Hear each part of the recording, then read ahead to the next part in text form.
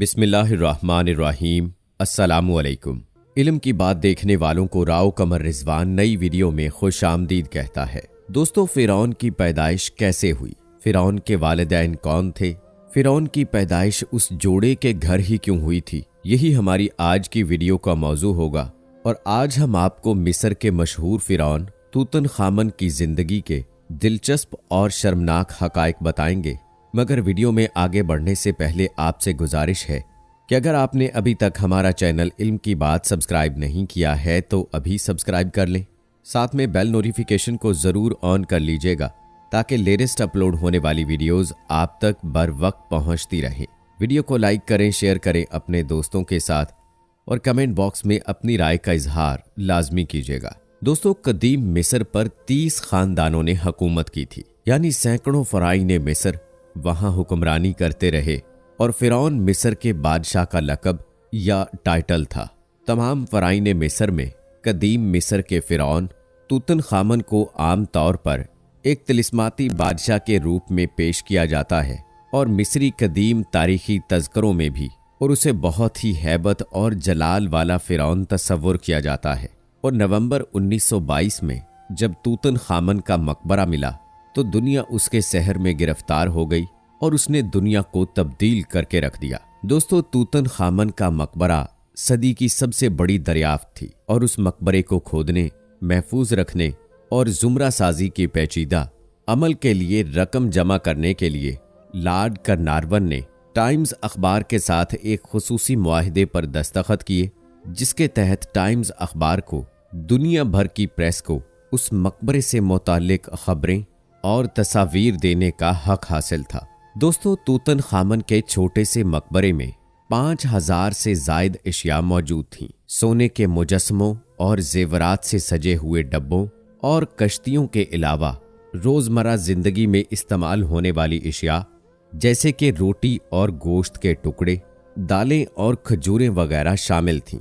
यहाँ तक कि फूलों के हार तक मौजूद थे। फिरौन तूतनखामन की मम्मी पर जदीद कैमरों और ताकतवर कंप्यूटर से रिसर्च की गई तो चंद ऐसे हैरान कुन हकायक मिले जो दुनिया के लिए यकीनन नाकाबिले यकीन थे। दोस्तों, जब हकायक से पर्दा उठा तो मालूम हुआ कि ये फिरौन कदरे जनाना जिस्म का मालिक था।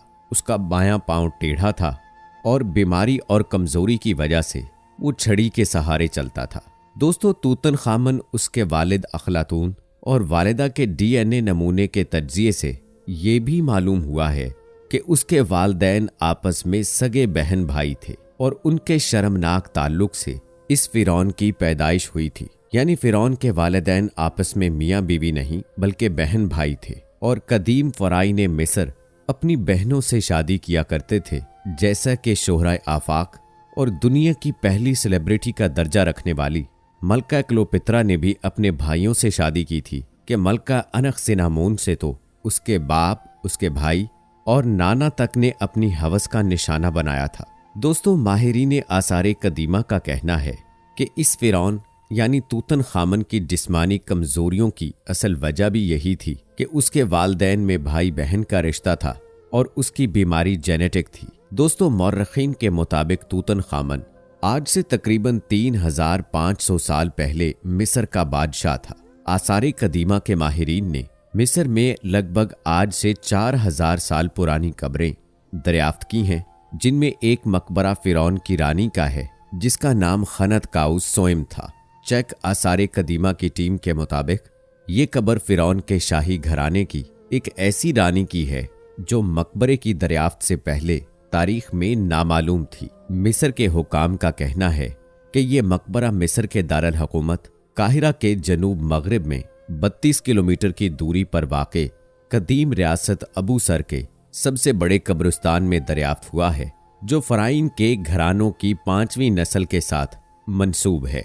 अबू सर कदीम मिस्र के दारुल हुकूमत का सबसे पुराना शाही कब्रिस्तान था। दोस्तों, यहाँ फिरौन नफरफरी का एहराम भी है जिसने 4500 साल कबल मसीह में मिस्र पर हुकूमत की थी। ये दरियाफ्त शुदा कब्र फिरौन नफरफरी के कब्र के अहाते में मिली है, जिसके बारे में कहा जा रहा है कि ये फिरौन की बीवी का मकबरा हो सकता है, जिसे रिनफरफ भी कहा जाता है। दोस्तों, एजेंसी फ्रांस के मुताबिक मिस्र के वजीर आसारे कदीमा ममदूख अद्दुम्ती ने अपने बयान में कहा था कि ये मकबरा फिरौन की रानी का है, जिनका नाम खनतकाउ सोइम है। रानी का नाम और ओहदा कब्र की अंदरूनी दीवार पर लिखी कंदा लिखाई से मालूम हुआ है। उन्होंने कहा कि पिछली 2 रानियां भी इसी नाम की दरियाफ्त की जा चुकी हैं, इसीलिए ये रानी खनतकाउ सोइम के नाम से दरियाफ्त हुई है।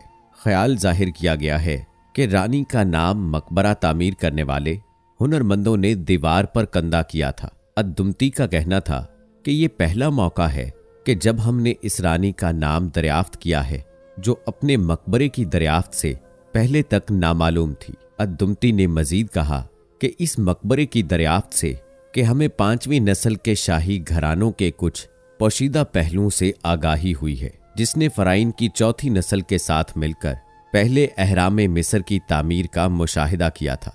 दोस्तों, मिस्री नवादरात की वजारत के एक अहम ओहदेदार का कहना है कि ये कब्र 2345 से 2994 कबल मसीह में फिरौन के 5वीं नस्ल के घरानों के दरमियान की मालूम होती है। उनका कहना था कि मकबरे की तलाश गुज़श्ता चंद सालों की दरियाफ्त में से अहम तरीन दरियाफ्त है, जो एक बार फिर तस्दीक करती है कि अबू सर का कब्रिस्तान कदीम मिस्री तारीख के अहम अदवार को असरे नौ जानने के हवाले से बड़ी तादाद में मुनफरिद ज़राए फराहम करता है।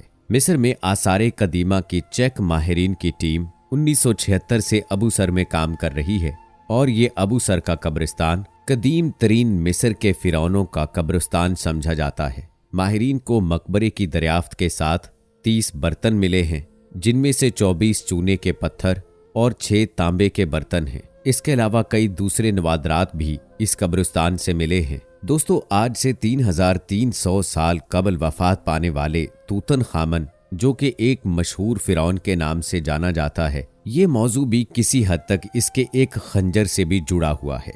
मुहक्किकीन का कहना है कि मिस्र के मारूफ फिरौन तूतन खामन को वफात के बाद कदीम शाही रिवाज के मुताबिक ममी बना दिया गया था। रस्म के मुताबिक शाही इस्तेमाल में रहने वाली कुछ चीजें भी साथ दफन कर दी जाती थीं, जिनमें से काबिल जिक्र कुछ हथियार थे और उनके साथ दफन किए जाने वाला खंजर तहकीकात के मुताबिक एक शहाबिये से हासिल होने वाले लोहे से बनाया गया है।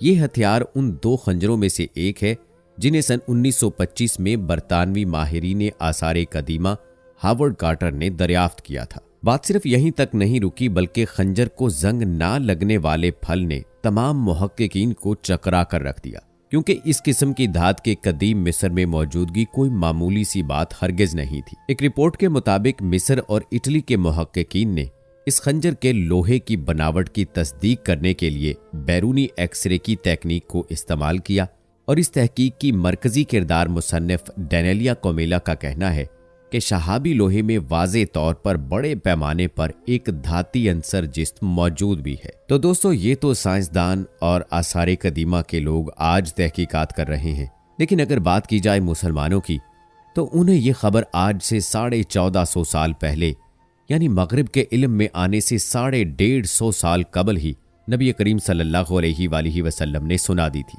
जब मुसलमान साइंसी लिहाज से कुछ खास तहकीक न रखते थे।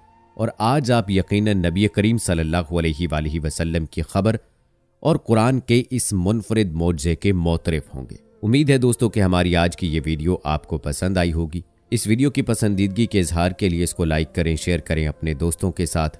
मुझे अगली वीडियो तक इजाज़त दें। फ़ी अमानिल्लाह।